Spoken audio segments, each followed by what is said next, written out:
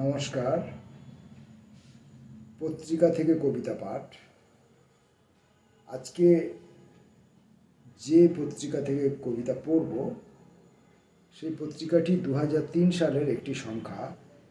আজকের প্রতিভাস এই পত্রিকার 2003-এর কবিতার সংখ্যা ছিল সেটি। এর সম্পাদক শতঞ্জীব রাহা। অসংখ্য কবিতা, যেহেতু কবিতার সংখ্যা অসংখ্য কবিতা, এবং শুধু অসংখ্য কবিতা নয়, চারজন স্তম্ভ কবির, বিখ্যাত কবি, প্রতিষ্ঠিত কবি, সম্মাননীয় কবি, যাদেরকে আমরা আমাদের অনুসরণ করে চলা উচিত, যাদের কবিতা আমাদের মন্ত্রের মতো করে আমাদের উচ্চারণ করা উচিত, তেমন চারজন কবি: মজনু মুস্তাফা, রবীন্দ্র কুমার আচার্য চৌধুরী, মণিভূষণ ভট্টাচার্য এবং দেবদাস আচার্য। এবার এই পত্রিকাটি 2003 সালে, মানে ধরুন আজ থেকে 22 বছর আগে, যে কবিদের নাম বললাম তারা প্রত্যেকে আজ থেকে 22 বছর তাদের বয়স কম ছিল। অর্থাৎ আজকে তারা যে দক্ষতায় পৌঁছেছেন, 22 বছর আগে যদি বয়সের হিসাবে, চর্চার হিসাবে, কতদিন ধরে চর্চা করছেন এই হিসাবে যদি ধরা হয়, তাহলে হয়তো এদের দক্ষতা সে সময়ের থেকে এখন বেড়েছে। তো আমার বক্তব্য বিষয় যেটা, যে এই প্রতিভাস পত্রিকা একটি সিরিয়াস কবিতা সংখ্যা পত্রিকা কেমনভাবে করতে হয় তার নজিরটা আমাদের কাছে রেখেছেন। সেই নজিরটা আমাদের কাছে রেখেছেন যে সত্যই যারা সাধক কবি, যারা কবিতার সঙ্গে যাপন করেন, তাদের কবিতার জন্যে একজন সম্পাদককে কতটা ত্যাগ স্বীকার করতে হয়। অনেকে আজকাল সম্পাদনা করেন, পত্রিকার সম্পাদনা করেন, অনেক বিভিন্ন রকম কথাবার্তা তারা বলেন, শুনতে পাই। তারা যে কী পত্রিকা করেন তারা জানেন না, হয়তো ইতিহাস সম্পর্কে তাদের ধারণা খুবই কম। তো যাই হোক, এই কবিতা সংখ্যাতে মজনু মোস্তাফার কবিতা আছে 11 পাতা থেকে 50 পাতা অবধি, মানে মোট 40 পাতা। 40টা পাতায় আপনি অ্যাভারেজ ধরতে পারেন, মোটামুটি হিসাব করে ধরতে পারেন গোটা 60খানা কবিতা আছে, হয়তো আমি গুনে দেখিনি। রবীন্দ্র কুমার আচার্য চৌধুরীর কবিতা আছে 51 থেকে 60 পাতা, মানে 10 পাতা। মণিভূষণ ভট্টাচার্যের আছে 61 থেকে 68, 8 পাতা। আর দেবদাস আচার্যের আছে 69 থেকে 100, মানে ধরুন আপনি 31 পাতা। তো এদের এতটা করে পরিসর সম্পাদক ছেড়েছেন। এবারে এতটা করে পরিসর ছেড়েছেন, তার মানে কি অন্য কবিদের কবিতা নেই? হ্যাঁ, অন্য কবিদেরও কবিতা আছে। কবিতা গুচ্ছ এবং প্রকীর্ণ কবিতা বলি, সেখানেও অন্যান্য কবিদের একাধিক কবিতা ছাপা হয়েছে।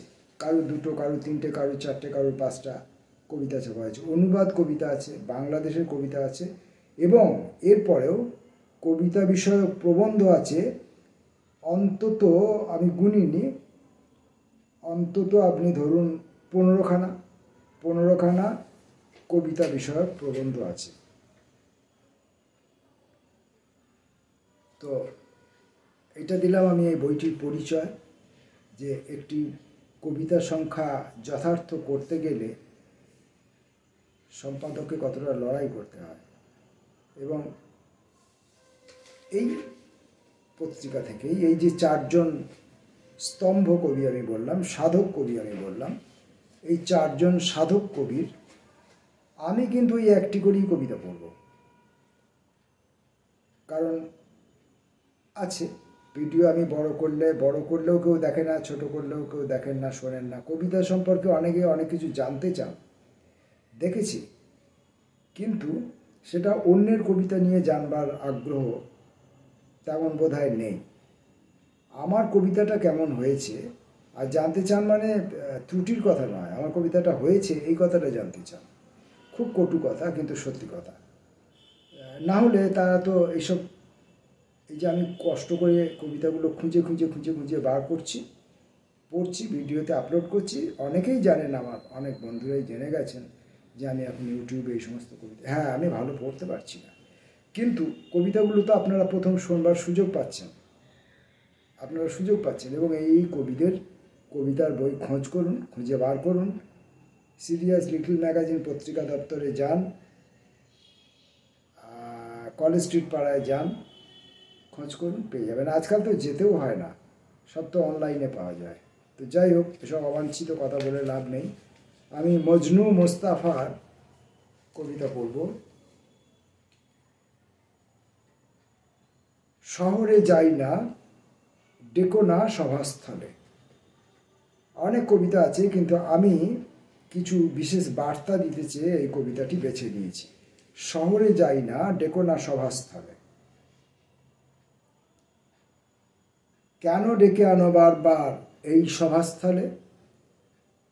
কোন কথা শুনতে চাও, কোন গান, কোন আশ্বাসে এই দেয়াল, এই ঘর, বদ্ধ এই জানালা দরজা এমনিই থাকবে, এমনি বন্ধ হয়ে?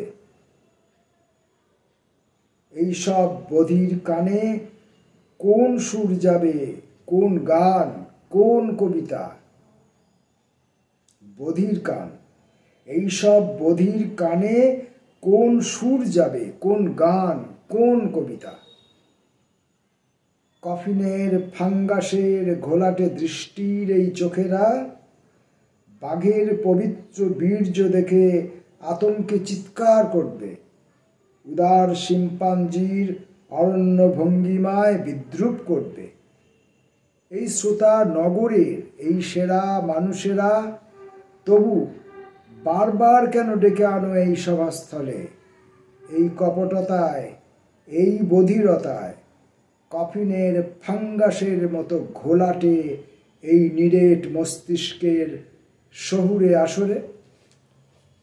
এখন এই কথা যদি আপনি আমি উচ্চারণ করি, আমাদেরকে দাম্ভিক বলা হবে, অহংকারী বলা হবে। মূর্খ তো যখন তখন বলা হয়, দাম্ভিক বলা হবে, অহংকারী বলা হবে। সেই জন্যে আমি এই কবিতাটি ওই মজনু মোস্তাফার কবিতা থেকে আমি আমার বক্তব্যটা এখানে তুলে ধরার চেষ্টা করলাম, এই সুযোগটা আমি নিলাম। এবার আমি পড়ব রমেন্দ্র কুমার আচার্য চৌধুরীর একটি কবিতা। এটাও একটা বিশেষত্ব রয়েছে কবিতাটিতে। কবিতাটির নাম জীবনচরিত। 1922 জন্ম, শুক্লা তিথি। রেখে গিয়েছেন শুধু কয়েকটি কবিতা, তাঁরাই সন্তান, তারাই আগুন দেবে মুখে, আর কিছু চাওয়া পাওয়া নেই।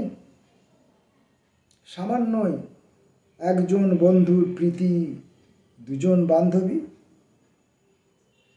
শখ ছিল চুপচাপ দৃশ্য দেখবেন, বাড়িতে বিভিন্ন লোক, হইচই, চেয়ার সরানো, চিলে কুঠুরিতে বসে পোল্ট্রি করে অথবা বাগান নিয়ে সন্ধ্যা কাটাবেন।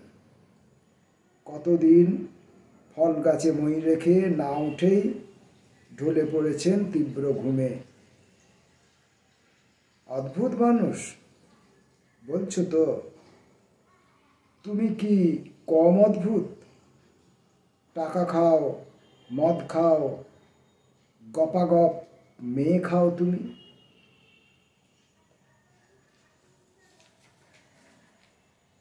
মন্তব্য নিষ্প্রয়োজন। মণিভূষণ ভট্টাচার্যের একটি কবিতা পড়ব।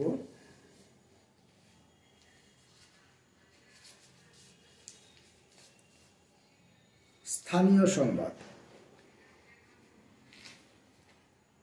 শেষ ট্রেন চলে গেল। বরোদা ব্রিজের নিচে অন্ধকার ঘোরে। ব্যান্ডেলে যাবার পথে কামরাগুলি খালি হয়ে যাবে। নীল সোয়েটার পরা সেই লোকটি ঝাঁট দেবে। এক ঘুমের পরে ভাববে এবার ছুটি, ঘরে গিয়ে আগুন পোহাবে। একটু দূরে নৈহাটি স্টেশন, গায়ে লাগানো শহর, অকুলীন নয়, বড় বেশি প্রয়োজনীয়, কারণ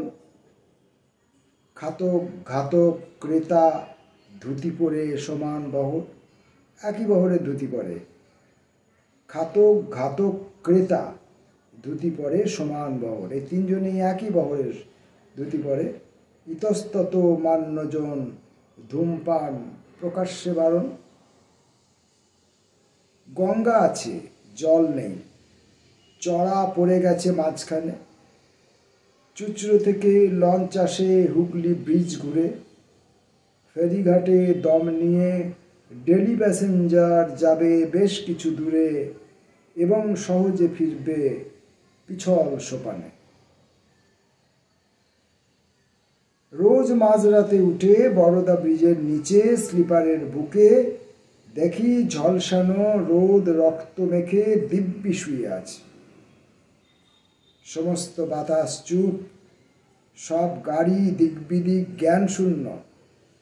চোখের পলকে 5খানা প্ল্যাটফর্ম খুলে যায় হৃৎপিণ্ডের কাছে।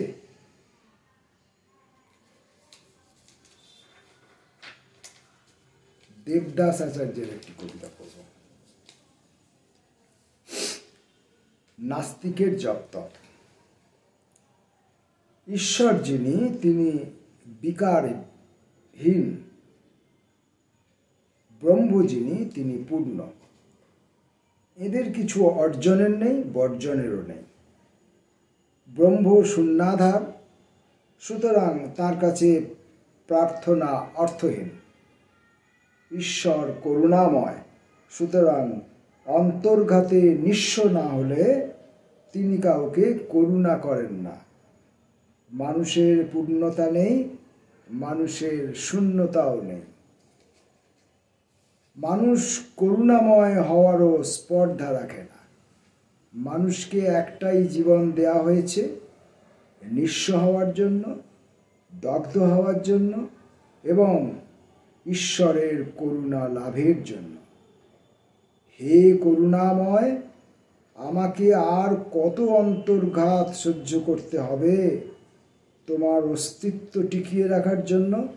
গুরুত্বপূর্ণ প্রশ্ন। যারা কবিতা লেখেন তাদের কবিতার বিষয়, তাদের কবিতার লেখার রচনা করার যে ধরন, পদ্ধতি, বাক্যবিন্যাস কীভাবে করেন, পূর্ণ সেই মাত্রা, ছন্দ, তাল, লয় এসবে পড়ে থাকলে কিন্তু মুশকিল আছে। সেসব আছে তো আছে, না আছে তো না আছে। আর যারা ধর্মচর্চা করেন, আমি এই যে দেবদাস আচার্যের শেষ কবিতাটি পড়লাম, যারা ধর্মচর্চা করেন তাদের তো কিন্তু চিন্তা করার বিষয়। তাদেরকেও কিন্তু চিন্তা করতে হবে যে আর কত অন্তর্ঘাত হলে তবে ঈশ্বর করুণাময় হবেন। আমাকে অন্তর্ঘাতে আমাকে নিঃশেষ হয়ে যেতে হবে, আমার অস্তিত্ব বিপন্ন হয়ে যেতে হবে, তবে তো ঈশ্বরের অস্তিত্ব টিকে থাকবে। আমার নিঃস্ব হওয়ার উপরেই নির্ভর করছে ঈশ্বরের অস্তিত্ব। তো আজকের প্রতিভাসের পত্রিকাটির থেকে 2003 সালের এই পত্রিকাটি থেকে 4জন সাধক কবি বলতে আপনারা সেই সাধক বুঝবেন না। নীলকণ্ঠ মুখোপাধ্যায় যেমন সাধক কবি ছিলেন, হ্যাঁ, সেরকম সাধক কবি কথা আমি বলিনি। আমি বলছি কবিতাই যাদের সাধনা, কবিতাই যাদের সাধনা, সাধনা করার জন্য কবিতা নয়, কবিতাই যাদের সাধনা, কবিতা লেখাই যাদের সাধনা, সেই সাধক কবি। সেরকম 4জন সাধক কবির কবিতা পাঠ করলাম। নমস্কার।